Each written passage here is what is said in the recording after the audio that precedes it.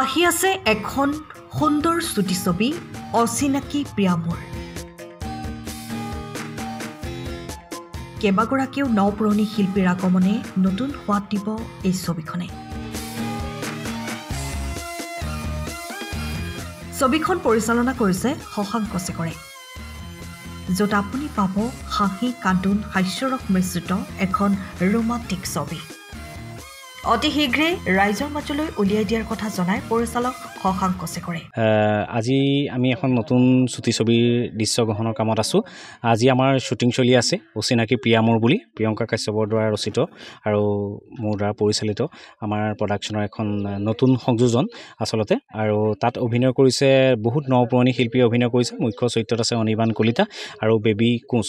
তাই এগৰাকী নতুন অভিনেত্ৰী, গতিকে তাইও এই মঞ্চত আগবাঢ়ি গৈছে। আৰু আমাৰ এগৰাকী মুখ্য অভিনেত্ৰী আছে, তেখেতকো আপোনালোকে ইতিমধ্যে বাইটখিনি পাবই। আৰু আমি আশা কৰিছোঁ যে এই নৱপ্ৰজন্মই আমাৰ লগত যেনেকৈ কাম কৰি গৈছে তেওঁলোক যাতে আৰু আগুৱাই যাব পাৰে, সেয়া আমাৰ প্ৰচেষ্টা। আৰু অহা এমাহৰ ভিতৰত বা 20-25 দিনৰ ভিতৰত আমি ছবিখন ৰাইজলৈ আগবঢ়াই দিম। ফিল্ম অচিনাকি প্ৰিয়ামৰ। ইয়াৰ আগতো পৰিচালক শশাংক শেখৰৰ দুখনকৈ ছুটি ছবিয়ে সকলোৰে সমাদৰ লাভ কৰিবলৈ সক্ষম হৈছিল। পুনৰ অন্য এক ব্যতিক্ৰমী চিন্তাৰে পৰিচালক শশাংক শেখৰৰ অচিনাকি প্ৰিয়ামৰ ছুটি ছবিখনে সকলোৰে মৰম বুটলিব বুলি আমি আশাবাদী।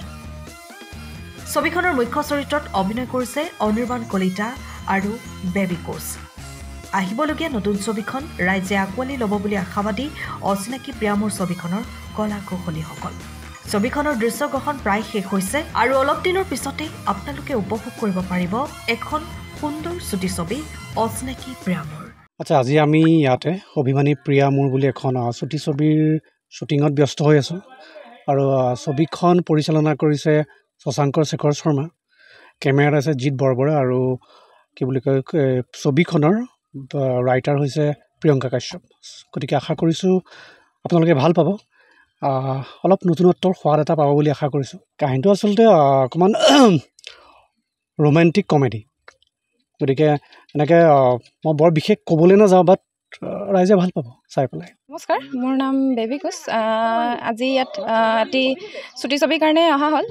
আমাৰ খুব মৰমৰ আমাৰ অনিৰ্বাণ দাৰ লগত আছে, অনিৰ্বাণ কলিতা মুখ্য চৰিত্ৰত আছে আৰু এজনী আছে, তাৰপিছত লগতে ময়ো আছোঁ। মোৰ এইখন শশাংকৰ দাৰ লগত এখন প্ৰথম ছুটি ছবি হ'ব আৰু খুব ধুনীয়া এটা অভিজ্ঞতা। মোৰ নতুন কাম, নতুন অভিজ্ঞতা, নতুন মানুহ, বিৰাট ভাল লাগিলে কৰি পিনে। আৰু আশা কৰোঁ ৰাইজে আঁকোৱালি ল'ব আৰু আগন্তুক দিনত যাতে এনেকুৱা ভাল ভাল কাম, ভাল ভাল মানুহৰ লগত আমি আগবাঢ়ি যাব পাৰোঁ বুলি আশা থাকিল।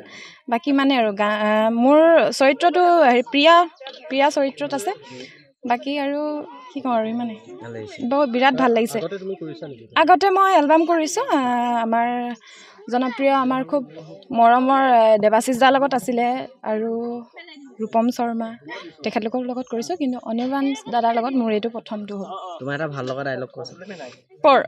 ক'লে হ'ল? ভাল লগা ডাইলগ মানে মোৰ ডাইলগ নহ'ব, আমাৰ অনিৰ্বাণ দাৰ ডাইলগটো ভাল লাগিলে। মোৰ যেতিয়া প্ৰাইভেট কথা চবৰ আগত ক'ব নোৱাৰি নহয়, এইটো ডাইলগ বিৰাট ভাল লাগিলে। গোটেই ছবিখনত মানে এইটো খুব প্ৰিয় হৈ পৰিল। আজিৰ ছুটি ছবিখনৰ নামটো হৈছে অচিনাকি প্ৰিয়ামৰ আৰু মোৰ ইয়াৰ চৰিত্ৰটো হৈছে ৰূপালী।